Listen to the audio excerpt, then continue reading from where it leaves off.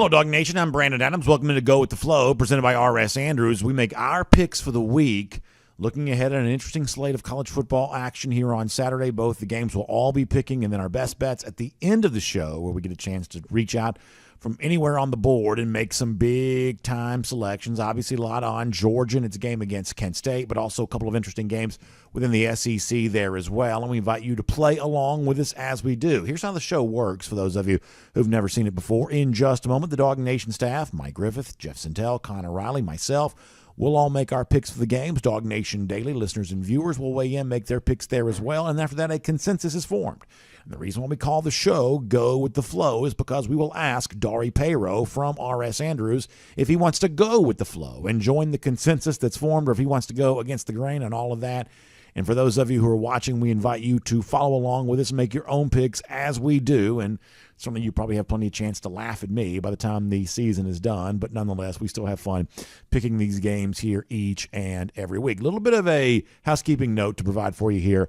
Last week when we gave you our tote board, our standings for the season thus far, we included our best bets in that. We have now pulled that out. We've decided that it's probably a little bit more fair and clean just to judge ourselves in comparison to the 5 games we're all picking together. So with that in mind, let's show you this week's standings, and we'll get ready to rock and roll with the action here. Another winning week for Connor Riley. 3-2 puts him at 9-6 on the year and on top of the world here, at least for right now. Jeff Sintel, also winning week, makes him winning on the season at 8-7. Me, not quite so fortunate, 2-3 last week, although still in the plus side for the year. Dari Payro just 1-4 last week, 7-8 on the campaign. Same as Mike Griffith after a 2-3 week, 7-8 of the year. And of course, early season awards going out to Connor Riley there. And champion of life, Mike Griffith, on all of that, too. The both ends of the spectrum when it comes to the overall standing. So that's where things are for now. Plenty more, though, time to make up all of that. And, of course, we do this each and every week courtesy of our friends at R.S. Andrews. And you hear Dari Payro on this show. You know how good he is at picking games. Last week's 1-4 week notwithstanding. Typically speaking, he's been pretty good. But one thing they show up for each and every week are your air conditioning, heating, plumbing, and electric needs. It's still very hot here this week in Georgia where we all are. And that means still time this fall for you to think about making sure that air conditioning unit's functioning for you the way that it's supposed to be. If you've got a tired, old unit that, let's face it, it's at the end of its shelf life, well, go ahead and get that thing tuned back up to factory fresh specs, and they can do it for you today at rsandrews.com. Or as you see on the video, how about a water heater rejuvenation? Over time, these water heaters, they kind of get stuff on the inside. They don't flow quite as well. They don't keep things quite as hot maybe as they used to. Well, you can get that water heater rejuvenated with our friends at R.S. Andrews. While I may not know much about this, they know all about that. And they can tell you everything you need to know and give you what you need to get more life out of those major appliance units and systems inside your house. rsandrews.com for a lot more on that. rsandrews.com. All right, our first game to pick here today is Georgia, back at home against the Golden Flashes of Kent State. One of the teams in the country this year that's arguably probably played as tough a slate as anyone on the road already this year at Oklahoma and at Washington. Now coming into Athens there on Saturday. Georgia, of course, riding high. Number 1 in both major polls this week after a 3-0 start. Blowout win to begin conference play last week against South Carolina. Week 1, neutral site win against Oregon. And, of course, a home win against Samford sandwiched in on all of that. Big spread here, 46 points, according to our friends at MyBookie. With that in mind, Mike Griffith, you're in Knoxville, but we'll start with you on this game. Georgia as a 46-point favorite against Kent State. Well, I don't think Kirby's ever worked with this head coach before, so I don't think he's going to shorten the game like he did against Samford, 3 minutes. I know that really ruined the viewing experience for all those fans that were enjoying that game against an FCS opponent. Kent State is, Kirby's told us, a dangerous team. They were only trailing 7-3 at halftime against Oklahoma. They're called the Golden Flashes. I mean, I guess, there's always a chance somebody could get exposed in a game like this. I don't think it'll be Georgia, though. I've noticed that Kent State has had some turnovers, and Kirby didn't seem to like all the compliments. I mean, how dare anybody talk about how great his talent is? And so because that coach upset Kirby Smart by saying they had the greatest collection of talent, I think Kirby's going to make him pay for those words. And I'm going to take Georgia to cover the spread. Carson Beck has some fun throwing it around. see Brock Vandagriff throwing for a touchdown. Maybe Gunnar Stockton gets in the game. I'm going to take Georgia with the streaming route in a game that will not be shown on regular cable television. And I will also take my best bets pick. I'm 2-1 in those. If we're going to bring up all those, I think it's fair to mention that. So I'm going to mention that I am 2-1 in my best bets. You'll certainly have a chance to tie yourself on that here in just a little bit, but we appreciate your thoughts on Georgia, Kent State nonetheless. And as Mike pointed out, Kirby has praised the Golden Flashes here a little bit. This was a MAC title game participant a year ago, although admittedly the Mid-American Conference is not what it once was. Jeff Sintel, the number is 46. Georgia, Kent State. What's that song? One bourbon, one shot, one beer. Well, I'm going to have one factoid, one betting item, and then one clean prediction. One factoid. This is Nick Saban's alma mater, 1975, I believe. So every week it feels like it's Georgia versus some sort of Alabama in one way. One factoid I learned about betting, I must have hung out with some gamblers this week, but they tell me that Kirby Smart is 0-7 lifetime when dealing with a 40-plus point margin. With this team picked to win by 40 points or more. The prediction, simply this. This is a different Georgia team. Throw everything out the window. I think Mike's right. I think you get Gunnar in this game. I think you get Carson and Brock in this game as well. Laying the points, I think Georgia covers. There you go. So Jeff Sintel going against his trend there on that. Connor, how about you? A lot of love for these dogs thus far. What do you think about 46 points? Again, I could be very wrong here, and I could see them absolutely coming out and rolling up 56, 63 points. But this is a Kent State team that, they played Oklahoma competitive, had a lead there in the second quarter, and was only a 33-3 final score, 45-20 against Washington. This is a team that has played legitimate opponents and, quite frankly, not gotten the doors completely blown off of them. So I do think that experience helps them there a little bit. And so because of that, maybe it's because Griff and Jeff both took Georgia here. I'm going to zag, and I'm going to take Kent State plus 46.5 points. That's a very strange number for it to come in on, but I think anything over 42 points I feel very comfortable about. Of course, Dog Nation Daily listeners and viewers going to zig in response to Connor's zag. They've got 91% favoring Georgia here, minus the 46-point number, which we're going with from our friends at MyBookie on that. One interesting betting note here. One of the big line movers of the week has been this spread, I should say the over-under total, where it opens around 55.5, works its way all the way up to 62 at time of recording here on this.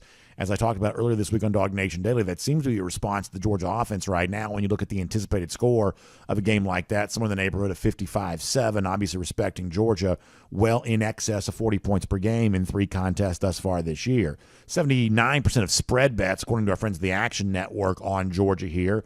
And as Jeff pointed out, the number that matters to me most, not only is Kirby Smart 0-7 in 7 previous attempts as a 40-plus point favorite, but actually the number for Georgia's 8 straight games of being at home, favored by 40 or more points, and failing to cover there in that spot. It's just a gigantic number, and to me, this is a little bit of a rubber stamp. You saw Georgia disinterested against Samford a couple of weeks ago, and who's to say the same thing doesn't take place on Saturday? Either way, 46 is just simply too many points for me. I will take the Golden Flashes plus 46 on Saturday. Dari, the flow, though, on the side of the dogs, you want to go with the flow and take UGA. I love Georgia's offense. They put it on South Carolina last week. Very impressive. I think they're going to be tough to stop this year. It's absolutely an electric offense with so many weapons. However, I'm going to take the points in this one.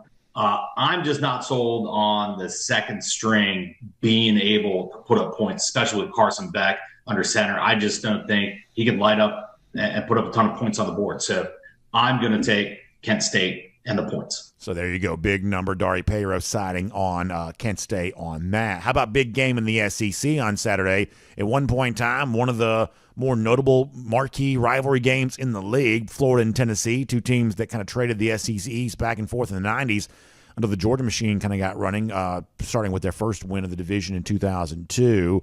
On Saturday, a little bit of a callback for that. ESPN College Game Day in Knoxville for the first time since 2016. That big game vibe around Neyland Stadium again. Maybe Vols 10.5-point favorite against a Florida team, which they have not had a lot of success with in a great number of years. Mike is on hand for that game up in East Tennessee on Saturday. So, Mike, the floor is yours for Tennessee minus 10.5. Yeah, Georgia hasn't, Tennessee hasn't won in this series since 2016, back in the Butch Jones glory days when they beat Georgia on the Hail Mary and came from 2 or 3 scores down to beat Florida. But Butch Jones isn't coming out of that tunnel. And as bad as Florida has played of late, I do think the Gators can run the ball effectively enough that half a point is just enough for me to take the Gators to cover a 10.5 point spread in Neyland Stadium on Saturday. Jeff Sintel, how about you? 10.5, Florida, the underdog at Tennessee. I don't know. I think this one, to me, reeks of some easy money. If you take Tennessee at home, Tennessee looking to make a statement. Florida has been clinging by its fingernails to grab some victories late here. I like Tennessee. I like what they're doing with their offense. I like what they're doing with their quarterback position. I'm not scared of the number. I'm not scared of the hook. I think Tennessee will cover that spread. Give me the Vols. Connor, split decision here among the riders. For you, then, 10.5 the number. If I'm doing my math correctly here, I believe all three of Florida's games have been 1-score games so far. Now, granted, they have not thrown a touchdown pass in any of those games. One of 3 teams in the country who has yet to do so. And I do think that with the way that they run the ball, as Mike points out, they're going to be able to keep it close here. I think they're going to do their best to keep that Tennessee offense off the field and turn this into a 4-quarter game here. So I don't feel great about it, but at 10.5, I like that extra half point here. I think that's significant. Give me Florida. I don't feel great about it, and I don't much care for what happens in this game either. Dog Nation Daily listeners and viewers, they are split there as well. You do have 55% on the side of Tennessee, almost the exact opposite of the folks of the Action Network who have 54% of spread bets on Florida. But in our case, the audience here for Dog Nation Daily doesn't like either team, but they hate Florida. They're never going to side with the Gators. And I really put a lot of thought into this game because I actually do think it's a pretty interesting game. I think that Tennessee is pretty clearly the better team, but 10.5 is not a small number. And so here's the question I've been kind of wrestling with. Is Tennessee ready for this moment, this spot where there's going to be a lot of attention paid to this game and really a lot of people expecting this to be a little bit of a crowning achievement type game for Tennessee, kind of coronating them as being, air quotes, back, in year 2 under Josh Heupel. And I'm left to conclude that might be too much too soon. Let me give you a couple of reasons why. First of all, if you look at Tennessee last year against SEC foes, just 3-5 against the spread. So while it was a little bit of a breakout year in the rookie campaign for Heupel, the spread doesn't necessarily reflect that. Plus, if you think about the last 30 games for Tennessee against SEC competition, you're talking about a team that's just 13-17 straight up in its last 30 SEC games overall. So to say in this game against a team that's beaten you handily a lot in recent years, suddenly you're going to return that favor to them, that's asking quite a bit. And then finally, I'm left to conclude this. You're talking about 2 coaches here, Billy Napier and Josh Heupel. Both have been head coaches since 2018, but throughout their careers, I think you'd give the nod as a coach to Napier thus far. He's 42-13 over that span, where Heupel just 38-14. I think that Tennessee's actually a pretty good team. I have a lot of respect for their wide receivers. I just think this is a very big number here, and I think there's a little too much love on Tennessee. Now, our panel doesn't necessarily reflect that. We had a couple folks take the Vols here. Or I should say take the Gators.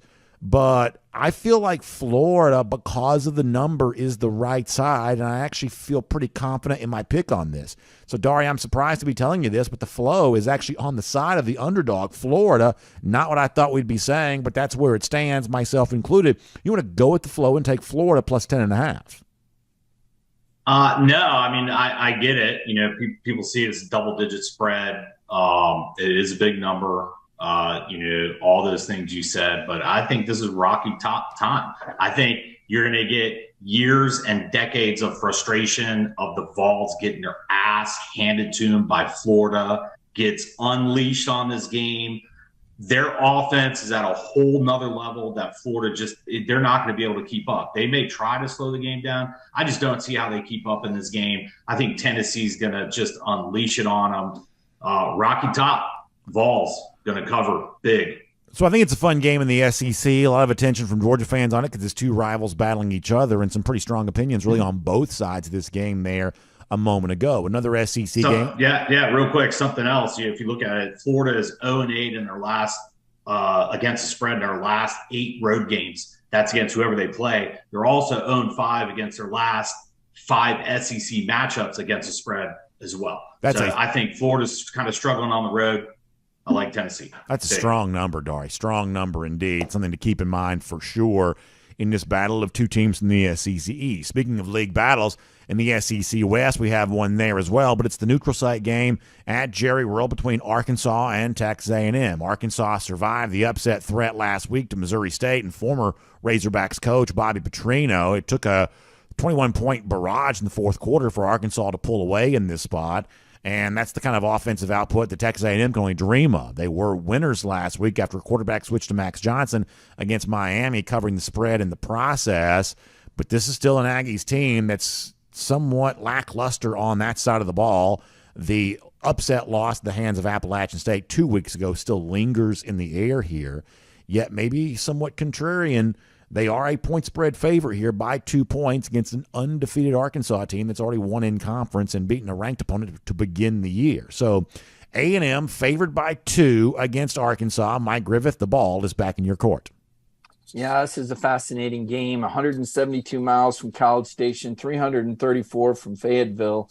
Not exactly a neutral site, but when you're playing in the fourth largest metropolitan area, that makes you more inclined to maybe give up a home game. It's not like you're playing 300 miles away in the 40th largest market. But as for this game, I kind of like A&M. I think Jimbo Fisher has some momentum. I'm a believer in Max Johnson ever since that misty night in Florida when he led LSU over the Gators in the famous Golden Shoe game. I think he's a leader. I think he's a dual threat.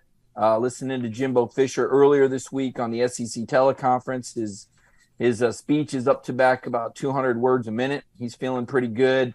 And Sam Pittman in the Hogs, really had a scare from Bobby Petrino. Had nothing to do with any motorcycle or anything like that. But Missouri State darn near knocked off Arkansas. That's a wake-up call to me. I'm taking the Aggies to win this game in Jerry World, straight up and cover whatever the spread is. I don't even remember the number. So Mike feeling good about Texas A&M right there as the 2-point favorite. How about you, Jeff? The number is 2 in the SEC West between the Hogs and the Aggies. Lay the points. I like the cold beers. I think Arkansas has a better sense of how they're trying to win football games. I think they know how they want to win football games. I'm a believer in KJ Jefferson. I really like what Rocket Sanders has been doing for Arkansas the last 3 weeks. You know the way Sam Pittman wants to lay on a team and win. I think the jukebox will be on. I think he'll be playing the whole way home. Laying the points, give me Arkansas to take that one. So to be clear, you are taking the points with Arkansas. Yeah, I'm sorry. I don't mean to take the points. Give me the 2 points. I think Arkansas is going to win this game straight up by about 7 to 10 points. I have no problem with those 2 points at all. We just have a lot of people keeping records around here. I just want to make sure we're all on the same page with that. But good stuff. Strong pick from Jeff Sintel. Connor, split decision once again, coming to you to break the tie. This feels just like such a square pick here. But I have to say this, as somebody, and there were multiple of us that took Miami last week. Miami was absolutely the better team in that game, and Mario Cristobal put forth one of the more disgusting displays of coaching cowardice that I have seen in quite some time. And Sam Pittman doesn't coach that way. Sam Pittman is going to go for the jugular. This team beat A&M in this building last year. I have absolute faith that this team is confident and knows that it can go in there and beat them. I think A&M's favored because of the preseason ranking, because of the recruiting and talent advantage that they have there. But Arkansas has made a lot of that up. They've played in big games before. They've won. They've beaten South Carolina already. They've played in an SEC affair. And so while, yes, this does worry me a little bit here that Texas A&M is favored, give me a yes, sir, and give me Sam Pittman and the Hogs to win outright in Jerry World this week. Dog Nation Daily listeners and viewers, of course, they agree with that. 81% on the side of Sam Pittman. They love him. And, I never felt great about my pick last week going against A&M in that spot. Expected some sharp money to come in on the Aggies. By the end of the week, that's exactly what happened. But it's a loss for me nonetheless. It's a mistake that I don't plan on making a second time, though, because I actually feel like there's a lot more support for the team going up against A&M this time. Connor talked about the spot that that Arkansas has found itself in before. This is a position in which they are very comfortable. You've heard me brag on before the tandem of coordinators that Arkansas has, Barry Odom and Kendall Briles, as good as anywhere, I think, and certainly as good as anything in the SEC there as well. Numbers to back that up. Did you know that Arkansas under Sam Pittman is 12-6-1 against the spread in SEC play? For those of you who don't follow these kinds of trends closely, that is a remarkably high number. They have been cash money against the spread. Plus, look at them in underdog situations. They've covered 4 of their last 5 games as a point spread underdog. And go back to the start of the Pittman era, which began in 2020. They've actually won 4 times outright as an underdog. They find themselves as a slight dog here. 59% of the spread bets, though, on Arkansas plus the 2. I agree with what my colleagues have said. I think it's an Arkansas cover. I think it's an outright win along the way. This is what you have good coaches for, to win games like this. And I just think the overall makeup of the Arkansas coaching staff is much stronger. Their roster balance maybe not quite as deep as is at A&M, but pretty clearly the component pieces at A&M aren't adding up to what it's supposed to. I think Arkansas is a pretty strong play here, plus the 2 points, even though the contrarian spread might make you a little nervous. Dari, the flow on the side of Sam Pittman, as it typically is on this show, you want to go with the flow and take the Hogs. Well, first off, what's the over-under on how many noses are going to get bitten off this Arkansas game? That's a very good question after the allegations of the Beyond Meat CEO, or should say COO, last week. Yeah, so this one, I don't know. Like, this is a tough game. I mean, this one is one I would prefer to stay away from. Arkansas really struggled against Missouri State last week. I don't know if that's them really trying to look forward to this game against Texas A&M. They weren't kind of focused. Or is that just kind of Arkansas playing up, playing down? It's I think I'm going to take A&M here because I just think it's going to be a very close game. It probably comes down to a field goal late. I think they're going to carry their momentum. I think they have a better defense. Their offense is still kind of a mystery right now, even with Max Johnson. But I just think A&M's going to that win against Miami probably gives them a little more pep in their step, a little more confidence that they can pull out this win. Both these teams have Alabama upcoming very soon. A win by the Aggies would certainly be a pretty big statement in terms of how conference play is going to play out there on that side of the SEC. One more league game to give you here. It is Jordan-Hare Stadium, where an Auburn team reeling after being blown out at home last week against Penn State gets ready to take on a Missouri team that's not been so great in its own right, struggling to beat Abilene Christian last Saturday after getting bombed in Manhattan, Kansas, against Kansas State the week before that. Eli Drinkwitz hobbling his way into Jordan-Hare Stadium on Saturday, where the Tigers find themselves as a 7-point favorite in what might be the final days of the Brian Harsin era as Tigers coach, seemingly a lame duck, more a matter of when, not if, Harsin eventually gets fired at some point in time this season. But he does have a chance to get an SEC win on Saturday. The number is 7 there on the Plains. Mike Griffith, what do you think about Auburn as a 7-point favorite against Eli Drinkwitz and the Tigers? Yeah, teacher-pupil game. Brian Harsin hired Eli Drinkwitz at one point. These two are familiar with one another. They certainly have a lot in common, and lousy SEC football coaches that are going to be fired eventually, and sooner than later. I'm going to take Auburn as the least awful team because they're the home team in this game, and I think Missouri's the worst team in the SEC this year. So Mike Griffith, easy pick for him on the side of Auburn. Jeff, is it that easy for you? Yeah, it's pretty easy. I just think I think there's some more impact players on Auburn's side. I think this will be one of we'll call it the Alamo points of the Auburn season, I would say. Missouri's just trying to generate as much offense as it can. I just don't think they can do it inside Jordan-Hare. I like Auburn in this one. I like the point spread here. Doesn't matter to me much at all. I think Mike said a lot of pretty accurate things there about Missouri, and that's why I'm going to second what he said there. Rubber stamping the Tigers right now, or I should say the Auburn Tigers, Connor, in this game. Is it that easy for you? Yeah, I think Jeff might be a little gun shy after he gave out Missouri as a best bet, and they got obliterated off the field there. And I'll go one step farther than what Mike said earlier. I don't think this is just a matchup between the worst team in the SEC, Missouri. I actually think it's a matchup between the 2 worst teams in the SEC, Missouri and Auburn. I'm going to pick Auburn here because I think Missouri is, in fact, that bad. But TJ Finley's not going to play in this game. You're going to have Robbie Ashford making his first start for the Auburn Tigers. And I will just say, if Auburn finds a way to lose this game, which they very well could, Brian Harsin will not be the coach on Monday morning there in Auburn. So give me Auburn here. I don't feel great about it. I'm actually kind of annoyed we're even picking a game this poor, but I think it maybe speaks better to the slate as a whole this week, not necessarily being up to tip-top shape. Yeah, we sort of wrestled with it be this one or a game from outside the SEC. That's what we landed on. And our producer, Michael Carvel, a little editorializing there as you see Deion Sanders' image show up, maybe a possible replacement for Harsin eventually there on the Plains. 71% of Dog Nation daily listeners and viewers also on the side of Auburn here in this spot. And when you see everyone kind of a one-way street here on the side of Auburn, you'll have to ask yourself the question of, well, is it too easy to take Auburn in here, and therefore should you be more careful about this? One thing to point out, we typically think of Jordan-Hare Stadium, a tough place to play, rugged home field environment. That's what was sold to us before the game against Penn State last week.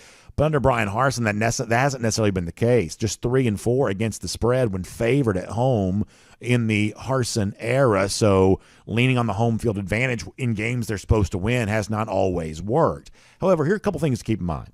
Missouri on the road in the Eli Drinkwitz era in SEC play not been very good. Just 2-6 in 8 road trips as an SEC team under Drinkwitz there. And as Jeff mentioned, there's kind of that Alamo moment for Auburn where you have a chance to rally your season. They actually did that a couple of times last year, even though the overall campaign wasn't very good. Think about getting a win against LSU after only barely beating Georgia State at home and losing to Penn State the week prior to that.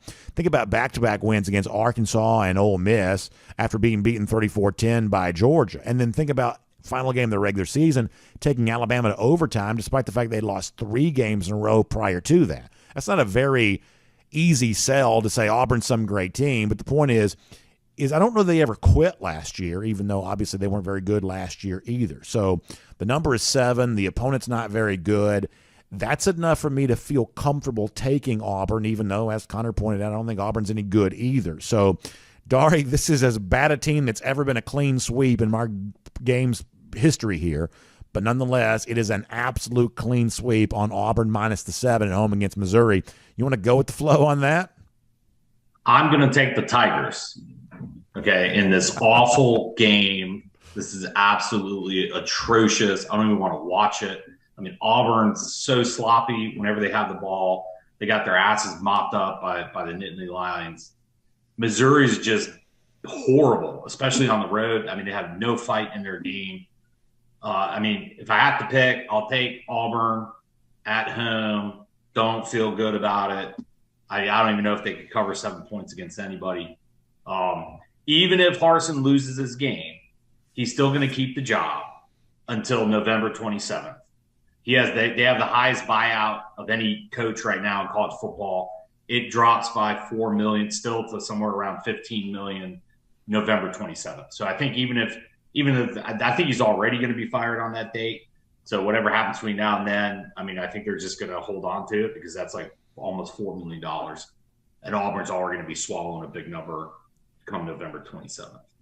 Could be worth following for sure. We got a top 25 game we're going to give you here in a moment. Before that, I'm going to remind you, it's Go With The Flow, presented by R.S. Andrews. R.S. Andrews, I want you to turn to him. Reach out to him online, rsandrews.com. If you've got an issue with your air conditioning unit, somebody's told you need to replace it, well, maybe eventually you do, and R.S. Andrews got some great new units that you should be aware of. But maybe in this final days of the hot weather season, you can get some new life breathed into that old unit with our friends at R.S. Andrews. Online, rsandrews.com, or as you start thinking about the wintertime, which is going to be here eventually, even though it doesn't feel like it right now, start thinking about getting those heating units tuned up and ready to go, or water heaters, things like that. R.S. Andrews on the job for you, no matter what it is. You can find them online at rsandrews.com. Outside the SEC, there is a top 25 matchup in Winston-Salem, North Carolina, as Wake Forest hosts Clemson.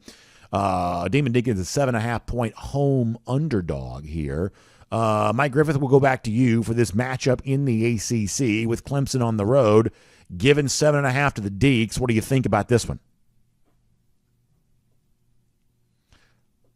Mike, I believe you may be muted.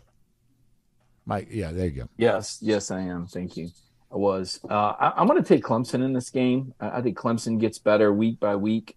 Still not sold DJ's the long-term solution at quarterback. Eventually, I think he's going to get benched for the backup. But I think Clemson is just a better football program than Wake Forest. I know Wake, has won some games, and Dave Clawson's done a great job. But Jamie Newman's not coming out of that tunnel. So I'm taking the Clemson Tigers, and I'm laying the points for the Demon Deacs. Strong callback from Mr. Griffith, going back to the Jamie Newman era there in Winston-Salem. Jeff Sintel, how about you? Hosting Clemson as a 7.5-point underdog. That's what Wake Forest finds himself doing on Saturday. How do you feel about the game?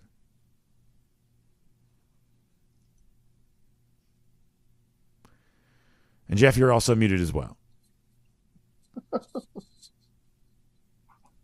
You can't hear anything either. The floor is yours. We may have lost Jeff there. Jeff, give me a thumbs up if you're taking the favorite, and a thumbs down if you're taking the underdog. All right, Thumbs down. All right, I believe that means he's taking the underdog here in this spot. At least that's what I'm going to assume that it means. I don't know what happened to Jeff there. Connor, how about for you? What do you think about Wake Forest getting 7.5 at home? Now, hold on.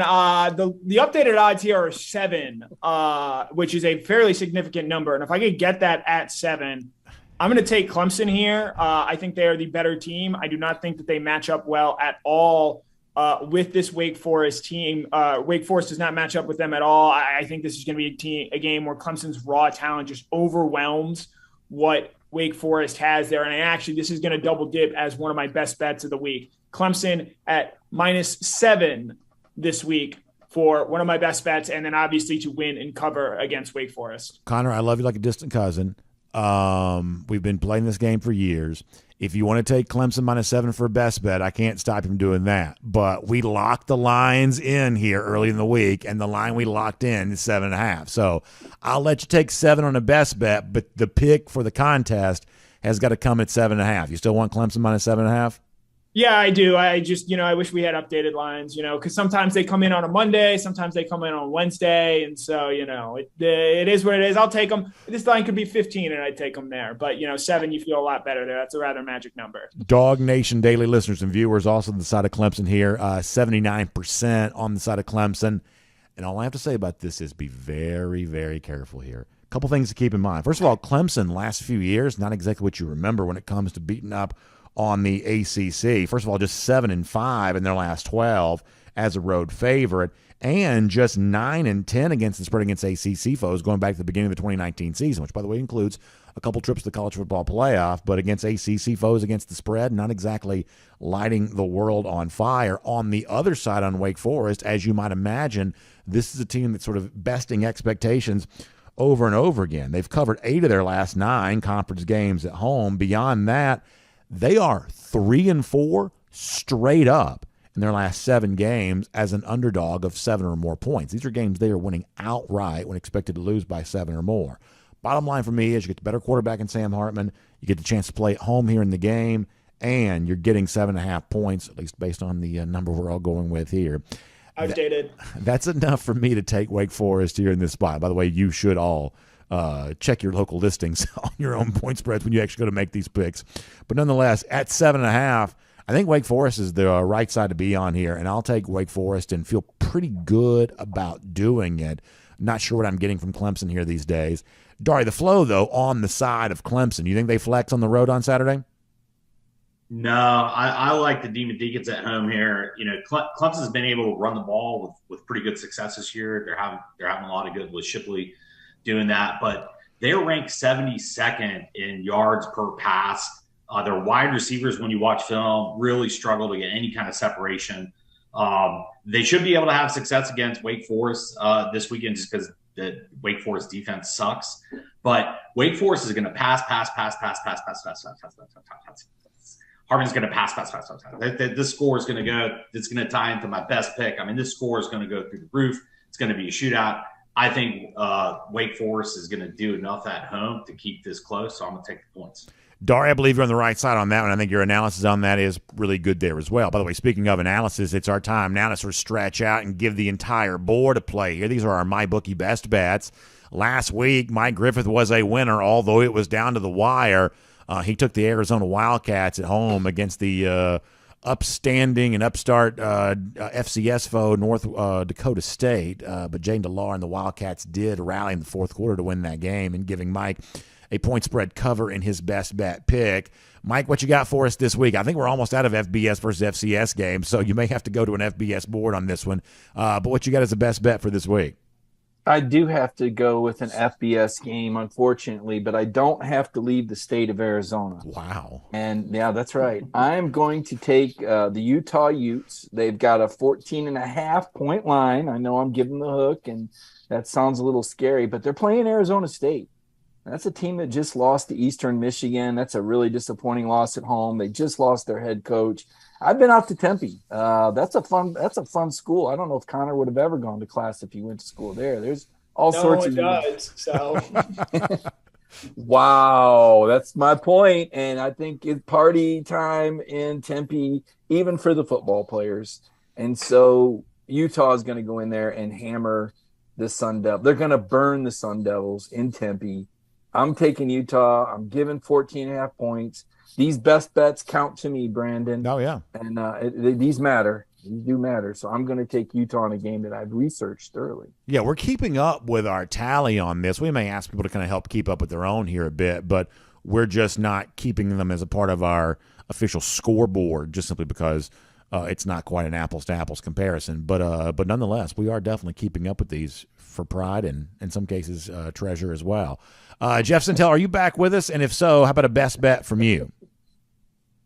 Yeah, guys, I'm back. There I you can go. finally hear Brandon again. I was trying to make it like Jeopardy and write in my Clemson pick There you go. when I couldn't hear anybody. So I'm going to state that I'm taking Clemson and run game in the last one. I was tempted to go Georgia, Kent State in the over because intel sources say that over just keeps moving. But then again, I thought it was too complicated with this panel for them to agree on what the actual over-under line is right now. I've got Kent it at State. 62 if you want to take it. I got it at 62 if you want to take it. I like that, but I'm going to tell you something I love, and it's I got to go Dixieland Delight. I was really tempted to take Vanderbilt because I think Vanderbilt's a better football team, and it's 40.5 points is what I've seen there for Georgia. For Georgia's future nemesis, Alabama hosting Vanderbilt in Tuscaloosa. But then I thought about it. Reason steeped in after about 2 seconds later. So my best bet is I'm laying those 41 points, and I think Alabama will cover that in Tuscaloosa against Vanderbilt. Big number. Alabama's got a big team. So Vanderbilt got its third win of the season last week, exceeding its win total of 2.5, and I now expect them to lose 8 straight conference games. But nonetheless, if you're holding the over-under ticket over Vanderbilt, you cashed in the month of September on that. So congrats to all of you. Connor, I think you've already given us a best bet. You got another one to give us? I do. I am, BA last week gave out 3 best bets, and unfortunately, he gave out more losers than winners there. Meanwhile, if you've been coming here for best bets, I'm 3-0 in the season. I can't miss. I wake up in the morning and I piss excellence. So we're going to keep doing that here this week. Week 1, we gave you Clemson. We're going to ride that Clemson ticket again. Week 2, we gave you the Iowa State under. It was 41.5, and they sailed under to score 17 points. This might be the lowest over-under total I have ever seen in my life. Iowa Rutgers, it is currently 34.5 points. Is it really? Give me. Look, this is I can't advise this in general principle. I feel much better about Clemson as a best bet here than I do about Iowa. But you give me a number that low, and this Iowa team is so bad, and this Rutgers team is equally bad on the offensive side of the ball. These teams are so awful. I can't stay away from this. Give me the under here of 34.5 points, Iowa Rutgers, as my second best bet of the week to go along with Clemson, 7 points over Wake Forest. That is a remarkably low number and the kind of thing that you're automatically just sort of going to gravitate to on that. I've got a couple unders there as well, although my unders are much higher totals than that. Connor mentioned I was 1-2 on best bets last week. However, my one winner was an outright winner as more than a 2-touchdown dog, so I'll at least take a little bit of a victory lap on that. But as far as my best bets of this week, I got 3 for you again. A couple of unders here. I'm going to take the under 70.5 in USC Oregon State. The thought process here is that, first of all, you're in Corvallis for the game. Jonathan Smith, good coach for the Beavers here. They've ran the football pretty well thus far this year. USC's not been great defensively. I think Oregon State could establish something in that aspect of the offense on that side of the ball and maybe having a chance to keep this a little bit close, but I sort of like the total more so than I like the spread. So give me under 70.5 with Oregon State and USC. I also like the under of 65.5 with Maryland, Michigan. Michigan, highest scoring team in the country here thus far. As everyone knows, they played no one here to this point. Maryland, pretty good offense, great collection of receivers indeed. But when you think about a Michigan team that's going to assert itself a little bit defensively and Wolverines on offense and against a higher level of competition, I think 65.5 going underneath that's probably worth a look. And then my one spread play for my best bet, a team that's been really kind of the darling of the country here thus far this year, upset win against Texas A&M 2 weeks ago, thrilling Hail Mary win against Troy last week, back at home in Boone on Saturday with the James Madison Dukes coming in, Appalachian State a 7-point favorite, JMU the newest team in FBS, by far from the worst, though. It's a pretty good team. Duke's 2-0 already this season. I'll take James Madison plus the 7 in Boone against Appalachian State there on Saturday. So James Madison plus 7, under 70.5 for USC and Oregon State, and under 65.5 for Michigan, Maryland. Those are my best bets. And Dario, with that, the floor is yours.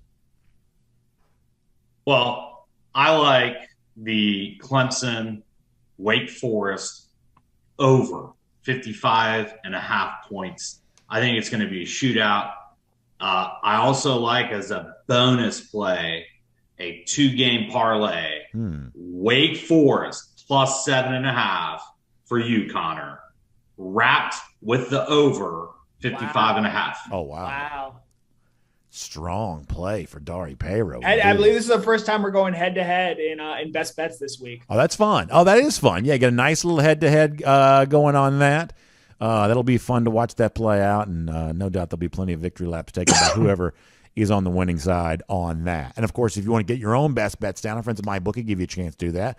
Find MyBookie online. Use the promo code DogNation. And no matter how you do with your picks, you're a winner before you make that first bet, because you're going to get 100% deposit bonus. You put in $250, they're going to give you $250. You literally have $500 in your account before you make your first bet. They'll do that all the way up to $1,000 for you. So find MyBookie online. Use the promo code DogNation, and you can make your own best bet picks with our friends at MyBookie here this week. And for all of you who join us each week here, go ahead, Dari. Yeah, I was going to say I'd throw one more best pick out there. Okay. Just because I know how Prime Time likes to do it. Since Deion's name is kind of out there for in the mix of the Auburn head coaching future position that will be available, I'll take Prime Time to cover. I don't even know what the spread is. Wow. I'll take Jackson State. I don't know if they're favored or not, but I think just with the buzz, Deion will rise up and put on a show this weekend. Dari just throwing lines out here left and right, FCS lines. I love it. I'm here for all of it. So keep your eye on Jackson State here, no matter who they might be playing this weekend. Fun to consider all of that. So follow the games here this week. Make your picks with us as you watch the show. Come back. We'll see you again at this same time for Go With The Flow next week.